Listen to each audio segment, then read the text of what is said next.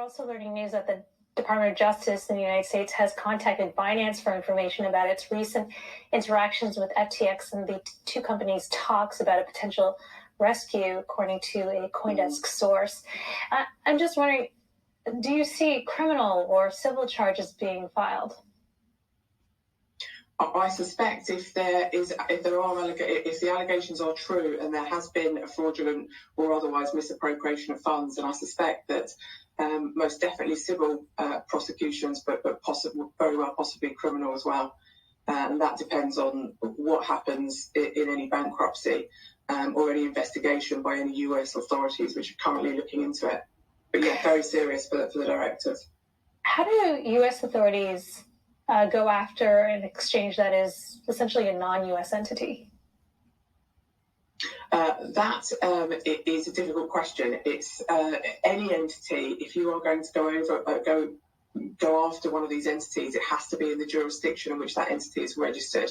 So this entity is registered in Antigua, I believe. So proceedings ultimately would need to be brought over there, depending on where the fraud has happened.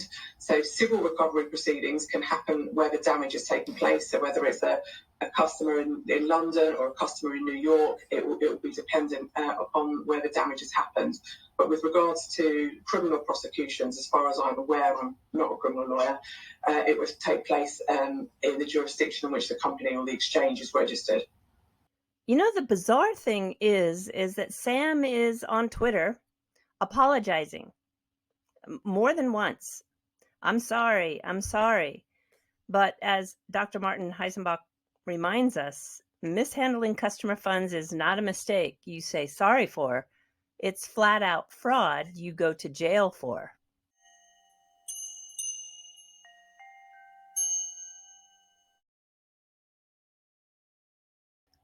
Hey, everybody, it's Eddie from Tokyo. This is your cryptocurrency update from Japan, and we're really going to just cover in this video so many of the occurrences that are happening. It's very fluid, and I want to bring you up to date on this one because this is probably one of many more dominoes that are going to fall. This is BlockFi, and of course they write that they were shocked and dismayed by the news regarding FTX and Alameda. We, like the rest of the world, found out about this situation through Twitter. Given the lack of clarity on the status of FTX.com, FTX US, and Alameda, we are not able to operate business as usual. Our priority has been and will continue to be to protect our clients in their interests. So they are, until they have further clarity, going to limit some of their performance on their platform by pausing client withdrawals. This is not good at all. Now, they might just be taking a precautionary stance, but I think what is happening here is FTX was a big liquidity provider. And so when you take that liquidity away, basically you're unable to perform your services. So I wanted to take a look at some of the biggest volume transactions that were occurring out of FTX. And what this is you can see where they are participating and supplying XRP liquidity prior to when they halted their trade. The top wallet address was created by an unregistered address, which was then created by BitGo. BitGo is an institutional staking, custody, and trading platform that's located in Palo Alto, California. I'm sure they are too affected by having one of their market makers out of the market suddenly without any warning. Sam Bankman-Fried, it appears from your calendar, on March 29th, 2022 at 4 p.m. came in and actually met with you, along with Brad Katsuyama of IEX, someone who has draped himself in the flag, if you will, of an honorable exchange. Do you feel like you were hoodwinked? I think we've been clear in these meetings, and you can look at my calendar's public, many meetings with folks in this industry. It's very clear in these meetings, same message to the public, same message to them, that non-compliance is not going to work. The public's going to be hurt, but also we're going to continue on these dual paths. And if we need to, going to be the cop on the beat, going into court, putting the facts and the law in front of judges. And the fastballs just keep coming. We've got Representative Tom Emmer saying that Gary Gensler runs to the media, which he did today, while reports to his office is alleging that Gensler helped SBF, that's Sam Bankman-Fried, and FTX work on legal loopholes to obtain a regulatory monopoly. And so his office is looking into this. Now look at these very curious connections that Sam Bankman-Fried has to Gary Gensler and the SEC. The general counsel for FTX US is Ryan Miller. He served under Gary Gensler at the CFTC and also as an ex-partner at Sullivan & Cromwell. This is the law firm where William Hinman and Jay Clayton came from.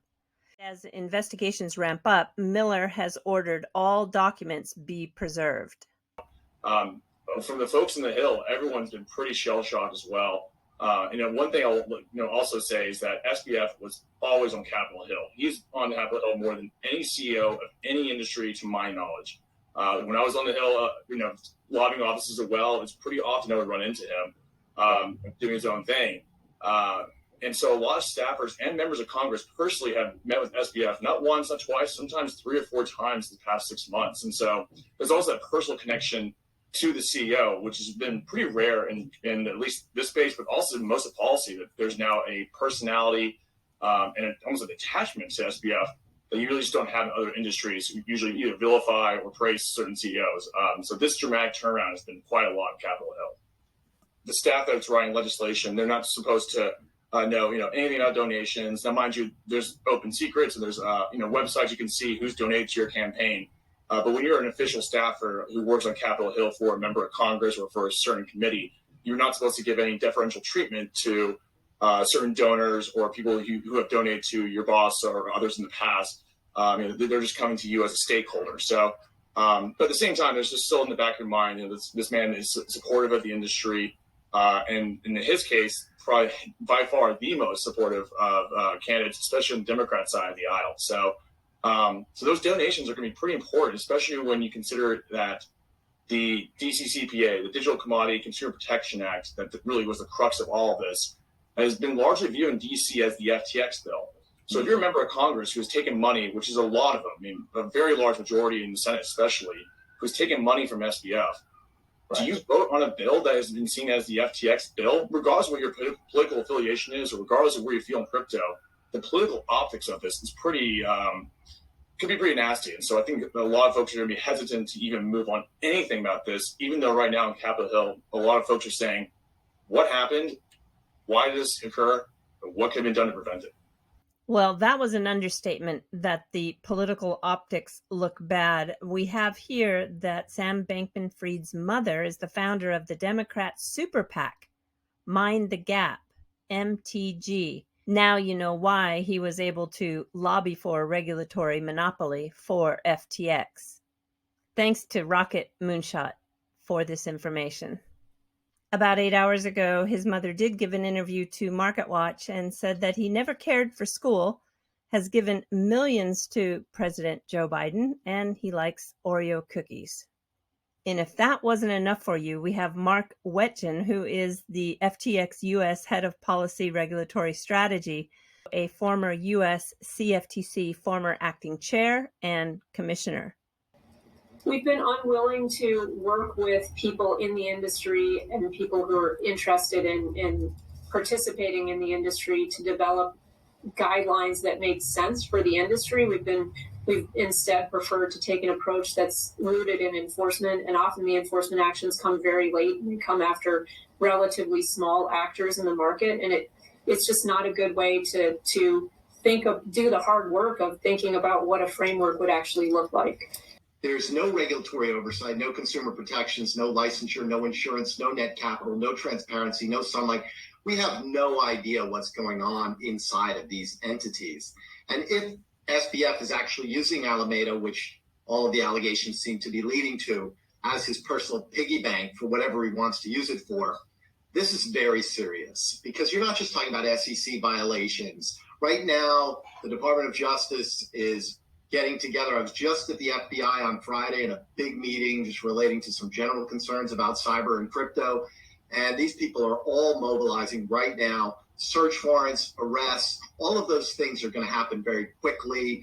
The whistleblowers are mobilizing. The informants are mobilizing because they're seeking immunity. This is worse than Theranos. This is worse than Madoff. If what I'm reading is true. That's my opinion.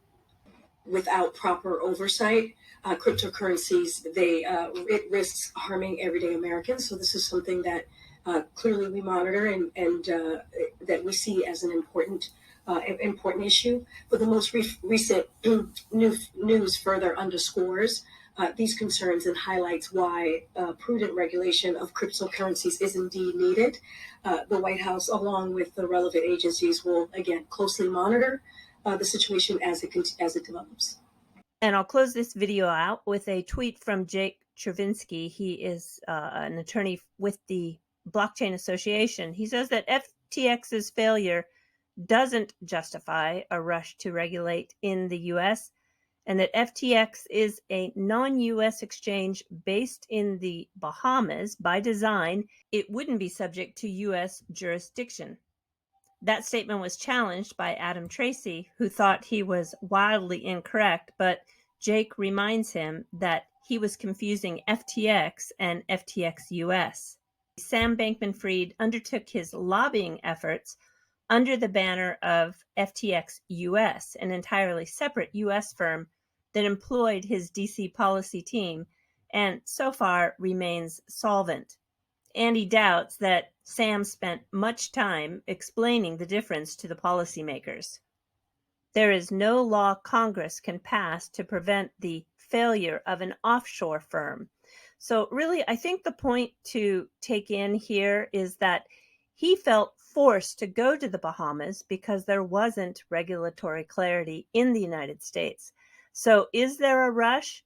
Well, there is a rush to regulate with smart regulation, but we all know that now with this fallout, the rush to regulate is not going to be maybe so smart. I'm not going to leave you without a little bit of fluff. We've got something really fun from Tatsuya Tanaka, a ninja scene with spiral notebooks. Let's take a closer look. You can see the weapon of choice is a thumbtack. And doing, of course, a very ninja technique, utilizing the spiral notebook cover. And how can you not have a ninja that is scaling up a wall?